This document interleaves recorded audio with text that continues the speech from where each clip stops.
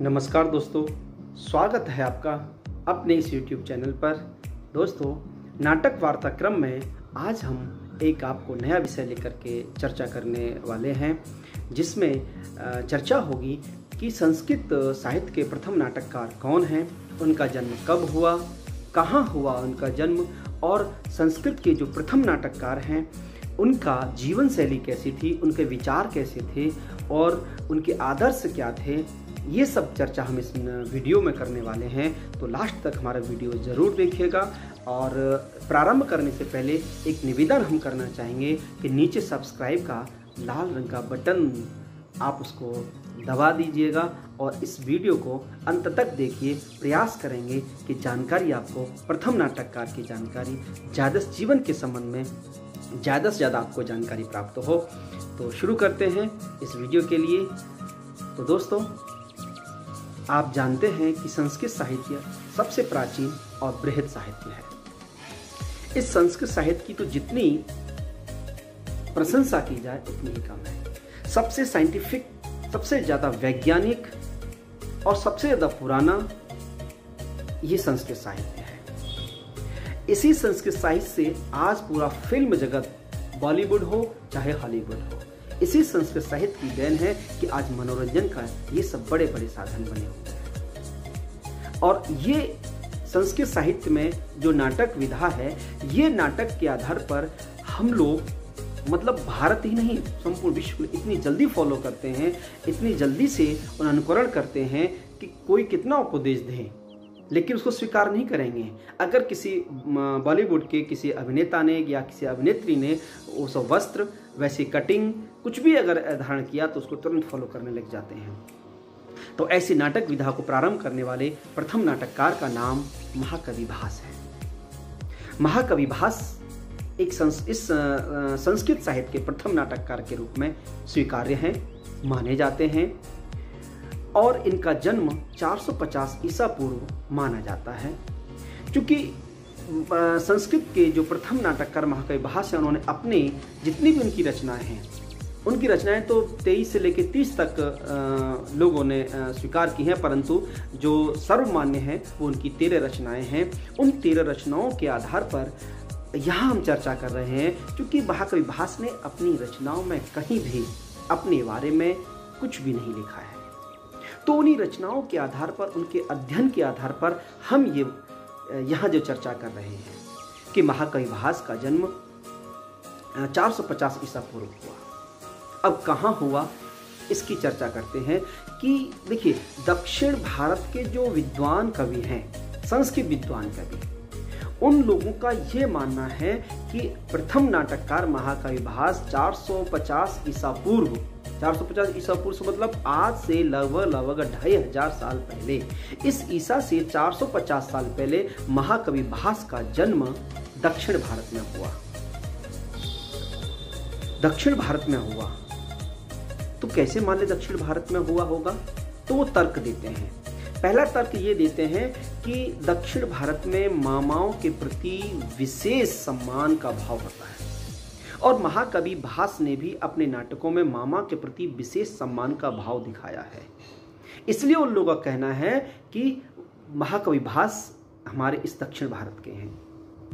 दूसरा भी बताते हैं कारण। वो दूसरा कारण यह है कि प्रतिमा नाटक में भगवान श्री राम के अभिषेक संस्कार के समय उन्होंने उनको साथ में चित्रित नहीं किया सीता जी के लिए, और ऐसा वहाँ साउथ में ये परंपरा है कि वहाँ आवश्यक नहीं है, वहाँ चित्रित नहीं किया जाए। वहाँ संस्कार के समय इस तरह का कोई वहाँ परंपरा नहीं है। तो वो लोग मानते हैं कि इसी परंपरा का उन्होंने अपनी परंपरा का, चूंकि वो मानते हैं यही जन्म हुआ है, इसलिए अपनी परंपरा का उन्होंने निर्वहन किया है। अब इसलिए महाकवि भास हमारे साउथ के हैं, अर्थात उनका जन्म हमारे दक्षिण भारत में हुआ है। जब उन्होंने ऐसा कह दिया कि दक्षिण भारत में हुआ, तो पूर्वी भारत या मध्य भारत के लोग शांत क्या रह सकते हैं? भाई वो भी तो कहेंगे हमारे भारत में हुआ है, और ऐसा ही हुआ। उन्होंने कहा कि दक्षिण भारत में उनका जन्म नहीं हुआ। हम तो नहीं मानेंगे भाई। क्यों नहीं मानेंगे? क्योंकि भास का जन्म वहाँ हुआ ही नहीं है। तो इनसे कहा, पूछा तुम बताओ फिर कहाँ जन्म हुआ है? तो कहते हैं कि महाकवि भास का जन्म या तो उत्तर भारत में हुआ है या फिर मध्य भारत में हुआ है। तो कैसे, वो भी तर्क देते हैं। वो कहते हैं कि उन्होंने कहा कि हमारे दक्षिण में जन्म हुआ है और उन्होंने अभिषेक नाटक में वो नहीं किया है, चित्रित नहीं किया सीता माता के लिए, तो बोले ऐसा जरूरी नहीं है। और फिर दूसरी बात यह है कि एक जगह केवल प्रतिमा नाटक में आपने पढ़ लिया, आप स्वप्न वास्तवतम नाटक भी तो पढ़िए। उसके अंत में, लास्ट में, जब उदयन पद्मावती को कह कर के बिठाते हैं अपने सिंहासन पर, आसन पर बिठाते हैं, साथ में चित्रित किया गया वहां, तो फिर हम कैसे कह सकते साथ में वो परंपरा का पालन किया गया है।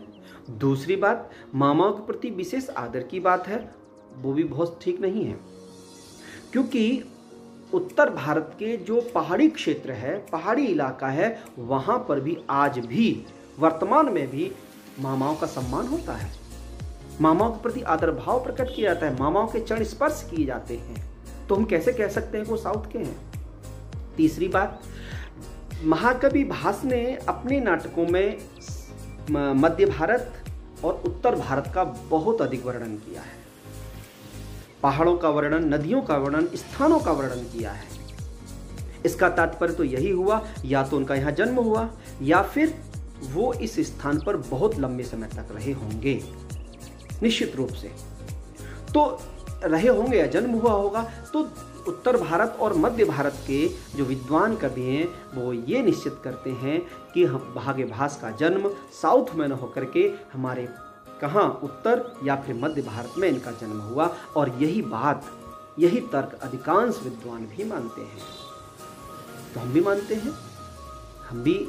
तो इसका तात्पर्य क्या हुआ कि महाकवि भास का जन्म 450 ईसा पूर्व या तो उत्तर भारत में या फिर मध्य भारत में उनका जन्म हुआ है। क्लियर यहाँ तक? यहाँ जन्म कहाँ हुआ है, उनका स्वभाव कैसा था, सरल स्वभाव के व्यक्ति थे वो, भगवान विष्णु की पूजा करने वाले थे, भगवान विष्णु के उपासक थे। ये मैं कहाँ से बता रहा हूँ भाई, मैं अपने मन से नहीं बता रहा हूँ, उनकी रचनाओं में ऐसा प्राप्त होता है। उन्होंने भगवान विष्णु की स्तुति की है और भगवान विष्णु साथ उन्होंने शिव की भी स्तुति की है, लेकिन जैसे एको देव है केशव व शिव, एक ही देव, इष्ट देव व्यक्ति का एक ही होना चाहिए, तो उनका इष्ट देव भगवान विष्णु माने जाते हैं।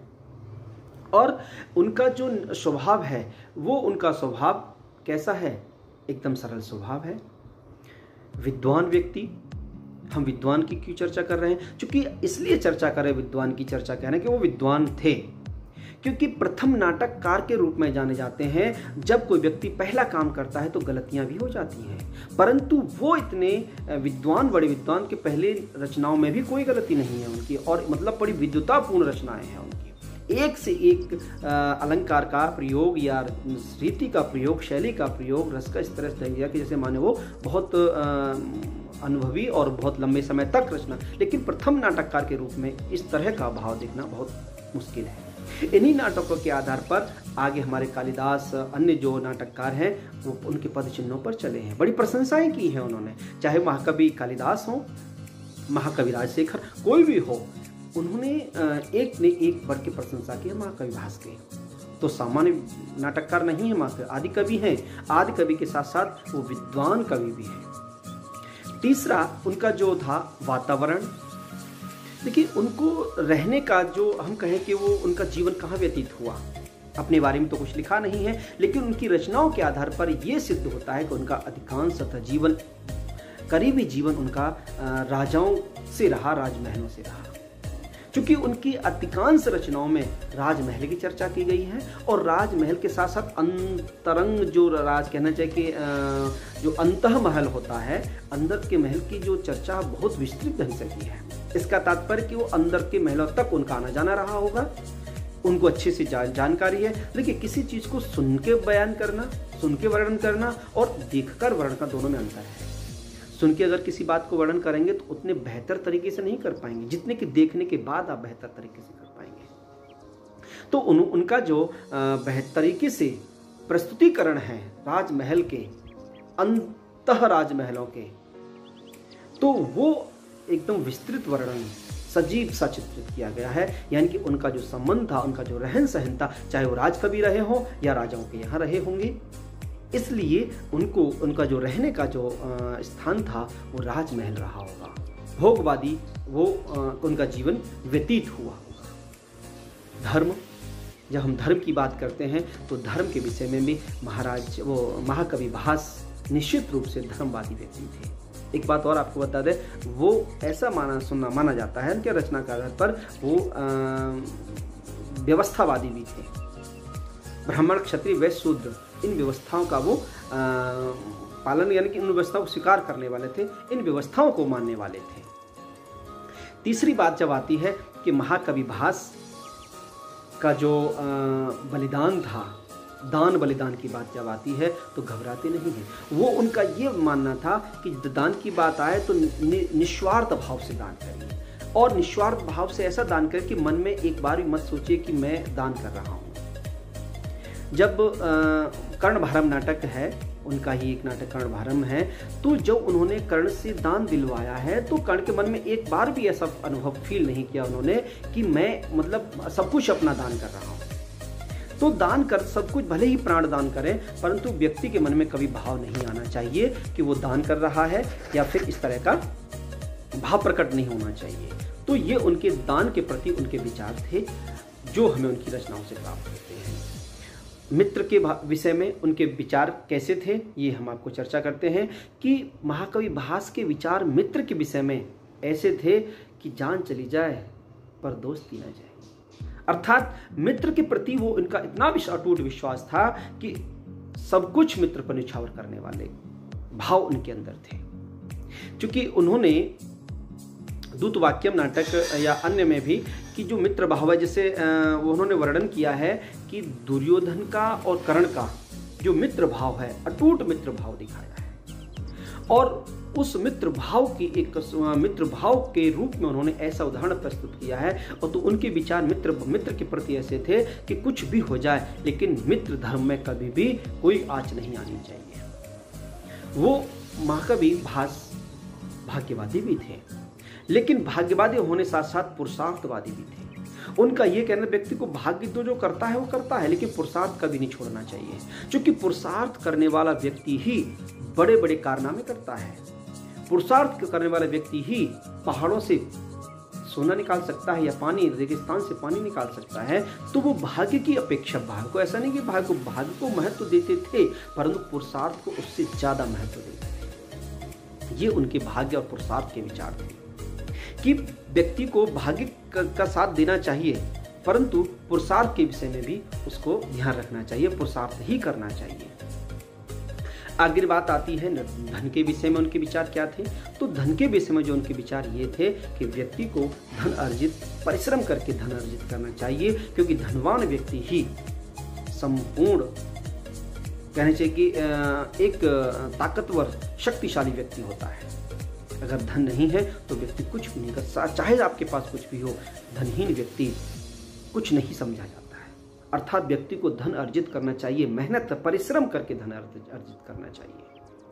क्रीड़ा के प्रति भी उनका स्वभाव था कि मनोरंजन के लिए भी उनका था कि व्यक्ति को मनोरंजन, समय समय पर मनोरंजन का भाव भी रखना चाहिए, उनके नाटकों में है।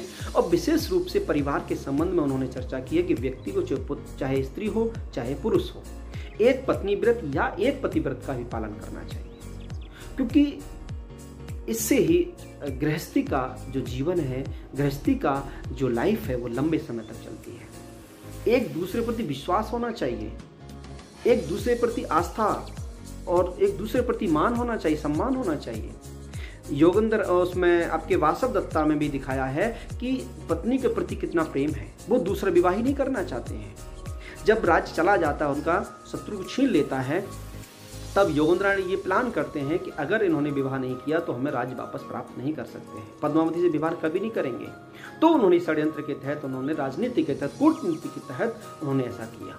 और फिर चूंकि उसमें भगवान महाकवि भास को ये पसंद ही नहीं था कि वो दूसरे एक पत्नी के रहते पति दूसरा विवाह करे, तो उन्होंने फिर इस तरह से कहानी को, इस तरह से उन्होंने इसको मोड़ा है कि उन्होंने ये मृत्यु का समाचार दे करके, या पत्नी नहीं रहेगी तो विवाह करेगा, इस तरह से जीते जीव उन्होंने कभी स्वीकार नहीं किया कि व्यक्ति दूसरा विवाह करे और पत्नी भी दूसरे पति पर पुरुष का दर्शन करे। ऐसा उनका विचार था। और उन्होंने परिवार के विषय में विचार प्रकट किए अपने, ऐसा उनका था। और कहते हैं कि कुछ दंत कथाओं के आधार पर भी कहा जाता है कि महाकवि भास जो है व्यास आदि कवियों से भी श्रेष्ठ थे।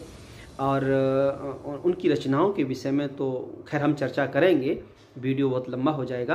तो मित्रों, मैं अपनी इस चर्चा को यहीं विराम देता हूं और उम्मीद है कि ये चर्चा अगर आपको पसंद आई होगी तो प्लीज़ मेरे वीडियो को लाइक, सब्सक्राइब और शेयर करिएगा। और अगले वीडियो में जो हम चर्चा करेंगे इसी नाटक वार्ता क्रम में कि महाकवि भास की कितनी रचनाएं हैं, कौन कौन सी रचनाएं हैं, और उन रचनाओं से एक एक करके फिर हम लोग सारी जो 13 रचनाएं उनकी हैं, जो सर्वमान्य रचनाएं हैं, इन्हीं 13 रचनाओं पर एक एक करके हम इन रचनाओं का आगे वर्णन करेंगे, आगे चर्चा करेंगे। तब तक के लिए नमस्कार दोस्तों, थैंक यू।